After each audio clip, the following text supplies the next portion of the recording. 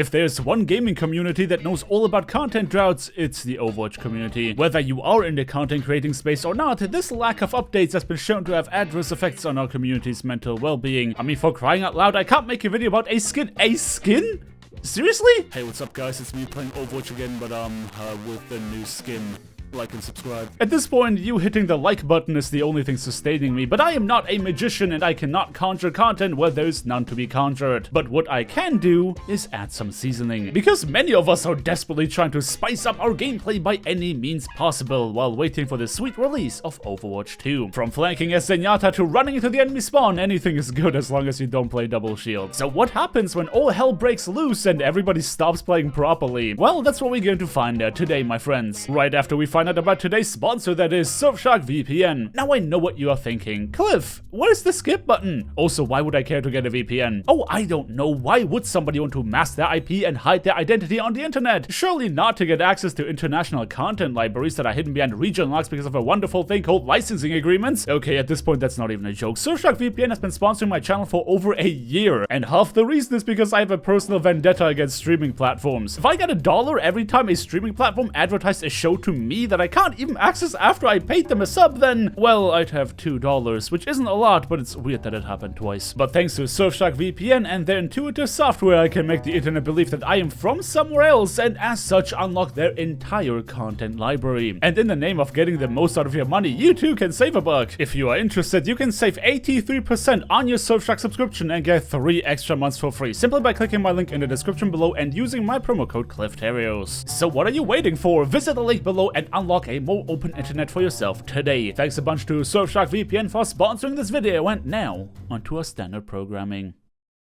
When it comes to throwing for content, that has long since stopped being a content creator exclusive activity. It is no secret that a live service game that omits the live service part of the equation tends to get stale at some point in time. I lost count of the amount of teammates I've watched yeet themselves off the map for a single kill because, well, it's the only way you can feel something. But alas, this content ain't gonna make itself, and with my Discord community refusing to play the game for the sake of my upload schedule and no more replays to turn into videos, I had to get creative. So I called up an old friend of mine. Scholars that study the ancient depths of my channel's humble beginnings know that the very first episode of Overwatch Stories was kicked off thanks to a certain somebody. A certain somebody whose fame attracted the content almost magically. Granted, that same somebody hasn't uploaded a video in quite some time, but maybe that magic still applies. And trust me, friendos, I was very hopeful when we found ourselves on the same map that started off this entire Stories adventure. Ladies and gentlemen, our story featuring Nateson today, it takes place on Lijiang Tower. At that point in our session, we had pretty much gone through the motions, a set of standard matches against standard enemies playing in standard fashion. But this one was meant to be different. Little did I know that when these gates opened, the great throwing of 2022 would begin. And I'm not kidding, within the first minute of the game, Nateson found himself mech-flashbanged, I had gotten mech-hooked on the mech-flank, and we mech-lost the first fight. But don't worry guys, because at least our Reinhardt was making sure to protect the furniture instead of their teammates. The only saving grace was the fact that the blue team didn't exactly decide to occupy the space in front of our spawn after that fight. With them giving us free reign over the next engagement, our Moira decided to open up via coalescence. We had an easy time moving onto the capture point and some eliminations were collected in our favor. Unfortunately, my Reinhardt had another lapse in judgment. I'm sure the wall appreciates all that protection they are offering, but weirdly enough, that nano-boosted Cassidy was attacking the rest of us instead of the natural cover that they protected. But the fight was far from over. Nateson swooped in like a vulture to pick away at any target he could find. The enemy Ana figured that as long as they didn't see the Tracer could also not see them. However,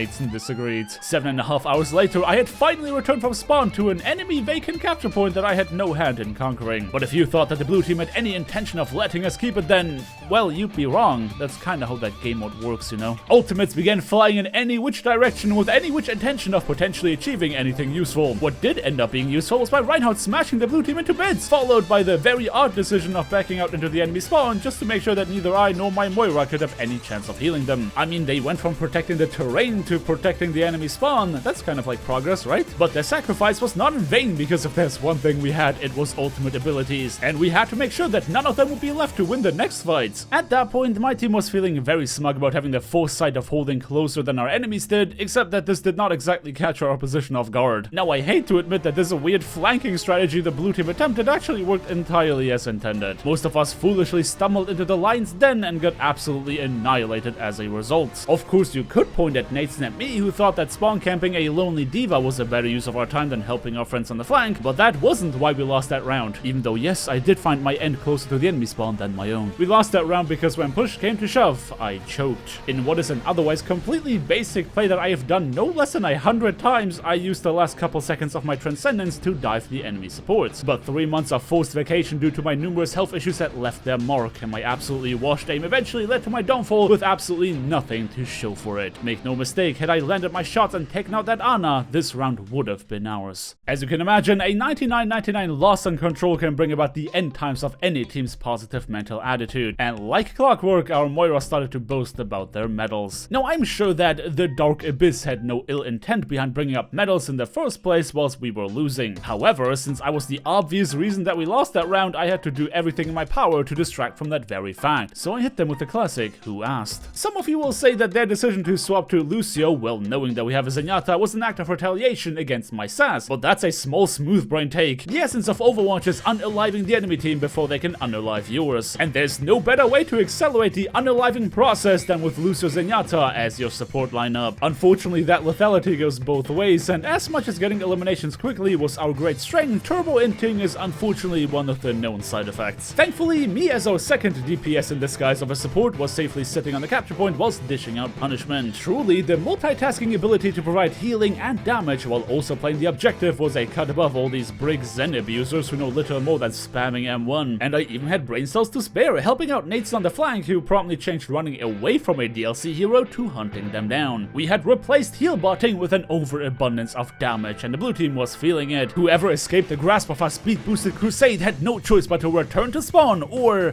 be forcefully returned to spawn. But as we know, the other team had a bit of a thing for taking alternate routes, and they decided to pop out of the woodwork just as I leaned myself a wee bit too far out of the window. Though I take great pleasure in telling you that my team's retaliation came swiftly and with a lot more force than I could have ever hoped for in the absence of my Discord orb. Is there anything more beautiful than all 5 of your teammates immediately avenging your death? The rest of the second round very much went in our favor. Call it a surprise factor because the blue team had no idea how to handle our newfound aggressive playstyle, or call it momentum because we kept feeding our brains into the enemy spawn to trade 1-for-1 just to make sure they could never take the fight to the point. Whatever the case may be, our team was finally a unit, and if you are a unit, it doesn't matter if what you do is wrong, as long as you do the wrong thing together. And with that mindset leading our every move, we were ready to take home the victory on the last round.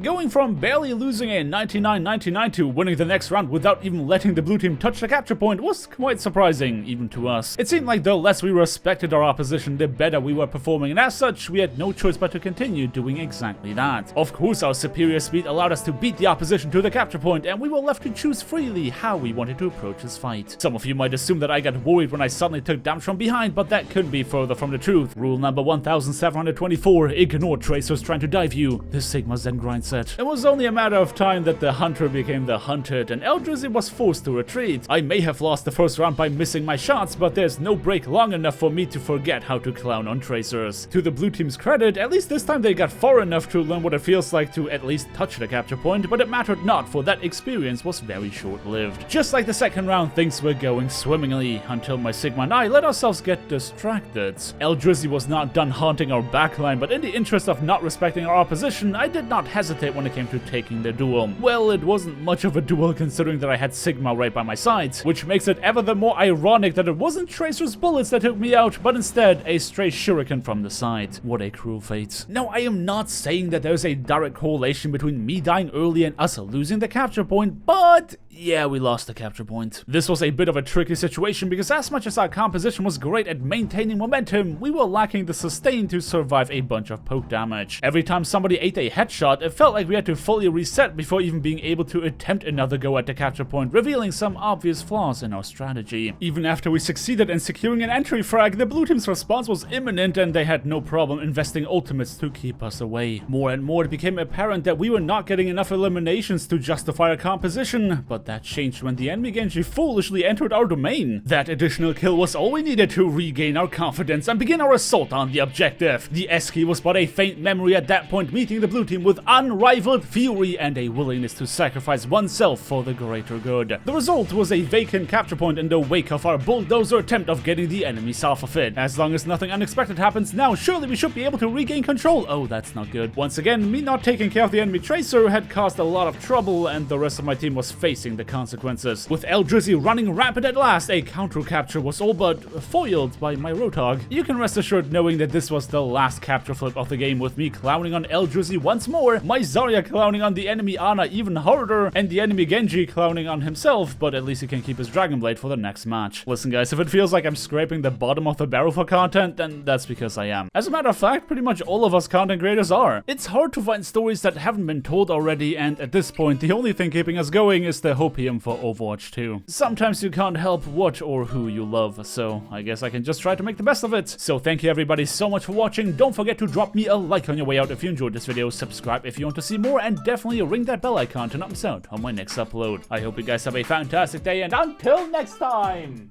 peace!